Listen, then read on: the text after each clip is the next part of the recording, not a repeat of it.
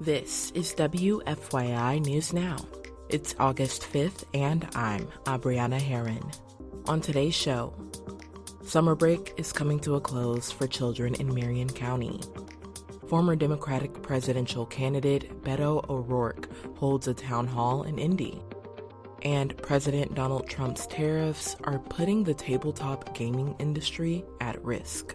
What starts as lost jobs at the port when we're not bringing that product in translates to lost opportunities within our organization. We've had to terminate a full-time position.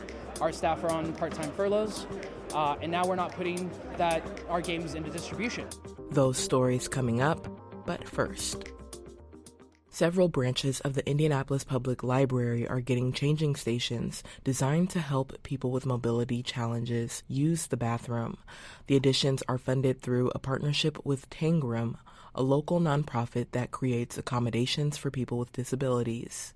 Changing stations have already been added to the Fort Bend, Nora, and Pike branches.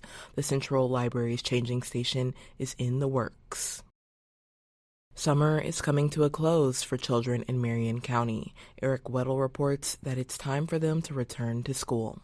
More than 150,000 Marion County students are headed back to school now, weeks before the vast majority of the nation's children. Schools in Wayne, Perry, and Warren Townships and Beech Grove already resumed classes. Indianapolis Public Schools, Lawrence Township Schools, and some independently managed charter schools opened this week. That's unusually early compared to schools around the nation. A 2023 analysis from the Pew Research Center estimated that just 5% of U.S. students attended schools before the second week of August. I'm Eric Weddle. Former Democratic presidential candidate Beto O'Rourke called on Hoosiers to support Texas Democrats in their fight against a Republican redistricting effort. O'Rourke held a town hall in Indianapolis Sunday as part of a nationwide tour. Texas Republicans, at President Donald Trump's urging, are redrawing the state's congressional districts to give the GOP a greater advantage. O'Rourke says people need to help Texas Democrats financially if necessary because the fight to regain the U.S. House is critical to oppose Trump. And if he cannot control the House, there will be a check on his lawlessness. There will be accountability for his crimes and his corruption. O'Rourke says protecting Indiana's 2 congressional Democrats and trying to flip the 5th congressional district in central Indiana will be key. But O'Rourke also urged Democrats to not just fight against Trump and Republicans. He says his party must also fight for a better future. What about we build something, a vision based on ensuring that you're guaranteed that you just have to work one job to be able to afford to feed your family, to live in that home, that you can afford to buy a home if you work for it because people are working for it now. O'Rourke also advocated for Medicare for all, comprehensive immigration reform, and protecting the transgender community. And for our final story today.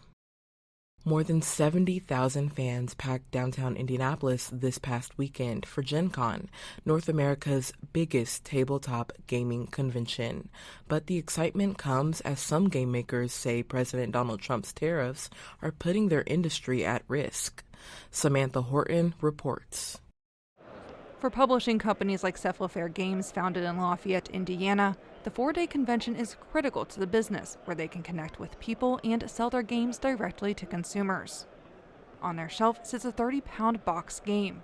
Originally, it was $180. Now, it's marked up to $200 to cover tariff costs. Chief Operating Officer Price Johnson says the volatility in tariffs has led to difficult business decisions. What starts as lost jobs at the port when we're not bringing that product in translates to lost opportunities within our organization. We've had to terminate a full-time position. Our staff are on part-time furloughs, and now we're not putting our games into distribution. Johnson says they're adapting, but the long-term impact of tariffs on the gaming world is still unclear. I'm Samantha Horton. That's all for today's episode of WFYI News Now. Our podcast is produced by Drew Daudelin and Zach Bundy, with support from the news team at WFYI and public media journalists across the state.